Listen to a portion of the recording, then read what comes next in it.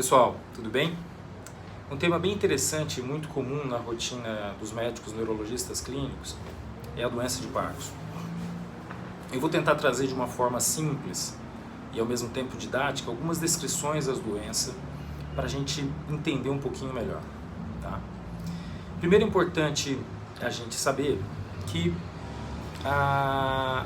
nós temos mais de 200 anos de descrição da doença. Apesar dela ser conhecida há milhares de anos, foi em 1817, mais ou menos, que um médico rural inglês chamado James Parkinson a descreveu pela primeira vez. O nome da doença, descrita por ele, paralisia agitante.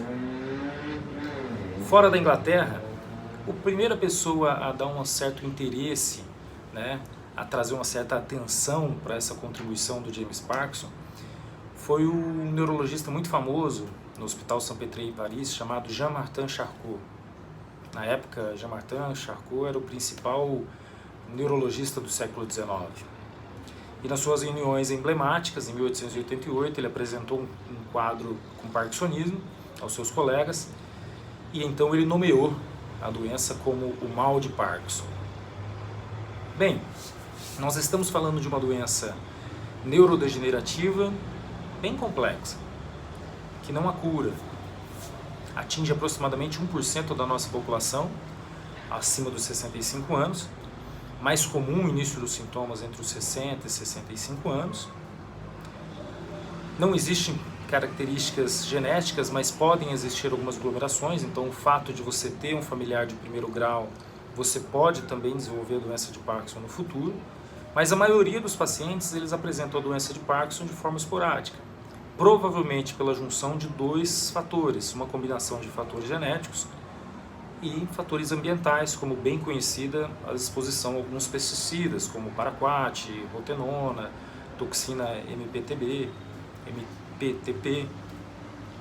E é bem interessante porque, apesar da gente não entender muito sobre a doença, mesmo após aí os 200 anos da sua descrição, hoje nós sabemos algumas vertentes de pensamento sobre os tipos fisiológicos da doença. Olha que interessante. Em 2003, Braak e alguns colegas apoiaram a hipótese de existir o início da doença através do trato olfatório, então o bulbo olfatório caminhando diretamente ao córtex cerebral.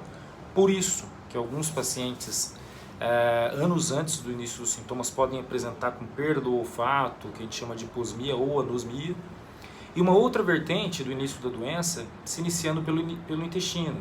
Aí a nível neurológico, ganhando a coluna do intermédio lateral, que é uma coluna simpática da medula, e posteriormente o núcleo vago lá no bulbo. Não com perda neuronal, mas com depósito do marcador patológico da doença, chamado de corpos de Levy, ficando lá dentro do citoplasma do neurônio, preenchido pela alfa-sinucleína. E qual é o significado clínico para nós e para os pacientes, para os familiares e para quem está vendo esse vídeo agora? É que a apresentação clínica, os sintomas da doença, ele pode variar muito entre os sintomas motores conhecidos e os não motores.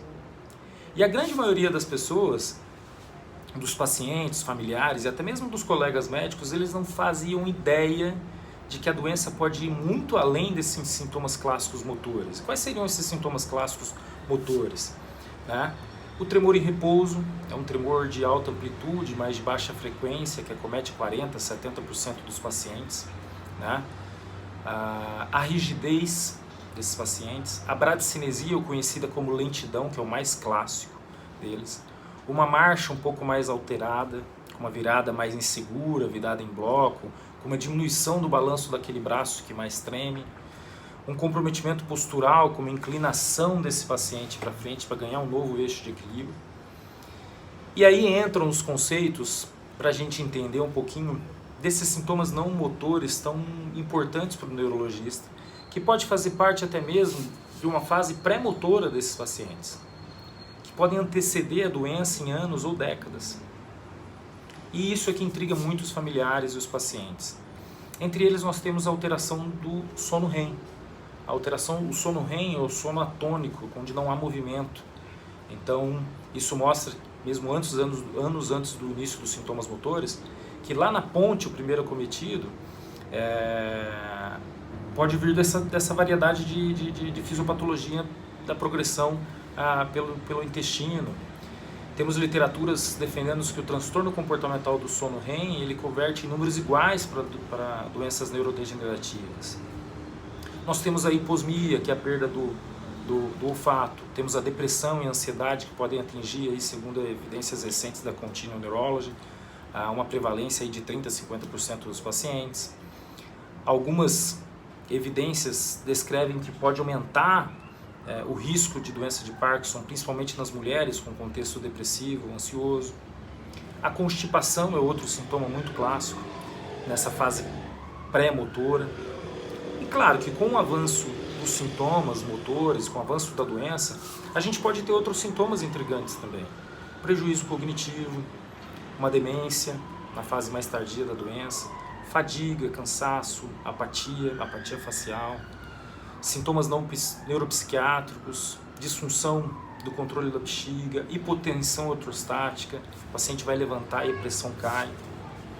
E esse conhecimento dos sintomas não motores expandiu a nossa compreensão da doença. Porque nós temos neurotransmissores acometidos além da dopamina. A dopamina é um neurotransmissor que fica lá na substância pars compacta, no mesencéfalo, na substância negra, migrando aí para o núcleo estriado, no butâmico e no caudado. Mas temos outros neurotransmissores acometidos na doença. Neurotransmissores serotoninérgicos, acetilcolinérgicos, adrenérgicos. E isso modula para um tratamento mais abrangente desses pacientes. Voltando um pouquinho a conceitos históricos, lá no descobrimento de toda essa relação dopaminérgica com a doença, nós tivemos 4 pioneiros nesses estudos fisiopatológicos da doença. Carson concluiu que a dopamina é um transmissor envolvido nas estruturas e reduz na doença de Parkinson. Ornokskyevs, que quanto maior a depressão de dopamina, maior a gravidade da doença. Jorge Codijas, que trouxe, mostrou como se poderia usar com segurança o uso do levodopa.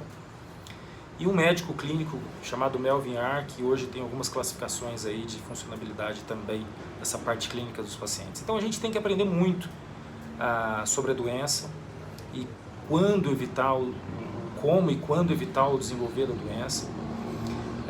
Eu acho que o principal é a importância dos familiares e do próprio paciente entender que o tratamento deve ser feito muito de uma forma multidisciplinar.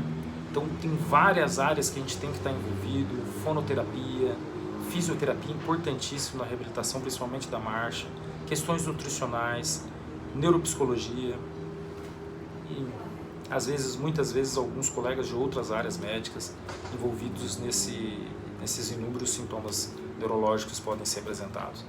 Eu espero ter ajudado vocês, fica aqui o meu abraço, até logo, tchau, tchau.